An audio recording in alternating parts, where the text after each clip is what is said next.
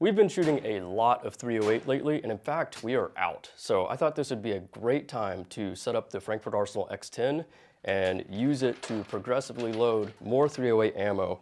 And I also discovered these lock rings along the way, so let's talk about it.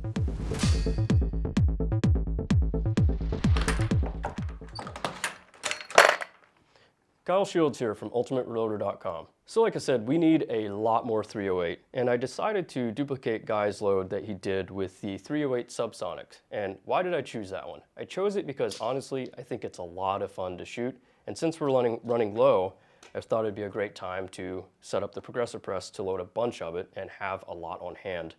So this load consists of 12 grains of Trail Boss, uses the Barry's bullet, the 220 grain bullet. And then for brass, we're just using some military pickup brass that Gavin had in a bin. So in order to get all this set up, I initially sized separately. So I took out the Frankford Arsenal F1 press and just did all my sizing operation on that press separately. And the reason I did that is because I needed to trim. And so this might not be an ideal situation for a progressive press, but usually there is some sort of prep work needed anyways. So I figured I'd take the time and do it right, trim it with the Henderson trimmer, and then I gave it a quick clean in a tumbler and then continue to set up the press as you see here.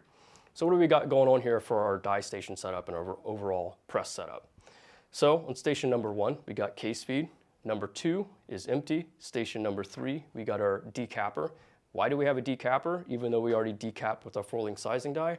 That's just in case we have any debris or anything inside our cases that maybe wasn't caught. So I figured it'd be a good time to throw on the FW to Arms decapper. It's just cheap insurance. Then station number 4, we got swaging. So like I said, this is military brass, so it usually comes crimped. So we want to swage that, and I set that up here with the X-10, just following their instructions. Station number 5, we got priming. So we're using large rifle primers. 6 is empty, 7 is our powder charge. So again, 12 grains of Trail Boss. Station number 8 is empty. Station number 9 is our bullet seating. And then station number 10 is crimp. So that is our full setup here. And during the process, I stumbled across these lock rings, and I figured I'd give them a try. And I found that they're actually pretty neat. So let's talk about them. All right, so I just went over the setup, but I do want to mention some things that made it a lot easier. And one thing that I really liked, as simple as it is this little wrench. And why is that? Well, because I thought it was neat, especially when I was adjusting my taper crimp die here, that I could just snap this wrench on, and as I needed to turn down the adjustment more or less, depending, I could just keep the wrench on there and then re-cinch it down each time. The other thing that is neat is that it fits in between each die really easily. So typically if you have a 1-inch wrench like most dies, lock rings use, or even worse, a crescent wrench, which is even bigger, it's really hard to get a grasp on the flats, especially if they're at a certain angle. So the nice thing here is that you can place this wrench at really any angle where it fits in with the grooves. So it's nice that it just kind of latches in. As you see, you can go around. I thought that was neat. And I really didn't need to use them personally during my loading session here in my setup, but the indicator marks were really nice to note as well, because that really helps if you are dialing in your sizing die, for example, and you're trying to get good shoulder bump. It may help with your seating die as well, or your taper crimp die. And if your dies don't have a mark on them, you could put a little Sharpie mark as your indicator. Some other dies have hash marks built in already, which is really neat. The construction of these lock rings are nice as well. They're aluminum. They also have the cross bolt, which I didn't use, and the reason for that is because I found that the clamping force on these things were just really good. When you cinch it down with this wrench, it just stays on there. In fact, to remove them took a little bit of force, a little bit of persuasion. I noticed it's really easy to get them locked down. They will definitely stay on. And another thing I'd like to mention again definitely is the dynamic hold down dies from FW Arms. These things really are awesome. I truly do like Will's products over FW Arms. Anytime you're using mixed head stamp brass like I'm using here, or like we did with the brass processing, this really is confidence inspiring when you're swaging or when you're priming, because that is always one of the biggest issues when it comes to your brass or when it comes to reloading, is either mostly your priming or even your swaging. So far I haven't noticed anything out of order. Every time I'm go at the bottom of the stroke there and I'm feeling the swaging happening, it's very positive. So again, the FW Arms stuff is really awesome. So yeah, those are a couple things that made my life easier during this whole setup. All right, let's do some loading.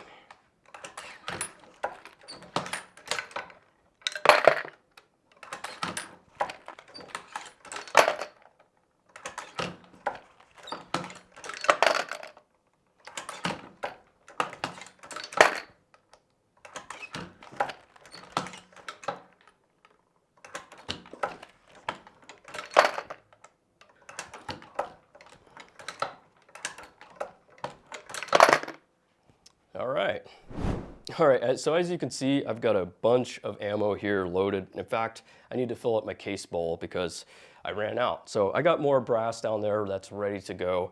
What I'm gonna do is keep on loading and have a bunch of ammo for us to shoot here, which I think it's gonna be fun, especially shooting steel at the industrial yard.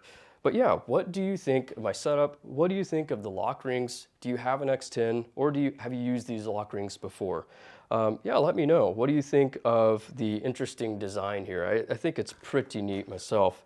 Also, do you use FW Arms dies? If not, you definitely should check them out because those hold down dies are really, really awesome for progressive setups, even single stage setups. So go over to FW and check out what he's got. He's got some really awesome products. But yeah, let me know what you're loading or if you've loaded 308 subsonic before. And if you have, what is it like? Do you enjoy shooting it as much as I do? Do you love loading on progressive presses as much as I do? The setup can be quite challenging at first, but once you get everything going, it just reassures, it's reaffirming to you that, man, it was all worth it because you can really just get a bunch of ammo loaded quickly. Anyway, so that's all for this one, guys. Until next time, I'll see you all later. I hope you enjoyed this video. Don't forget to like and subscribe. Also, we're on Facebook, YouTube, Rumble, where we've got unrestricted content, and Instagram. Make sure to follow us on all those channels. Ultimate Reloader also has a commercial solutions division serving law enforcement, the military, and the gun industry. We have some unique capabilities, including a comprehensive suite of recoil testing and evaluation capabilities, trigger profiling, and more. If you're interested in custom rifles like what we build here on the channel or gunsmithing services, you're going to want to go to rifles.ultimatereloader.com and get on the wait list. Thanks again for watching.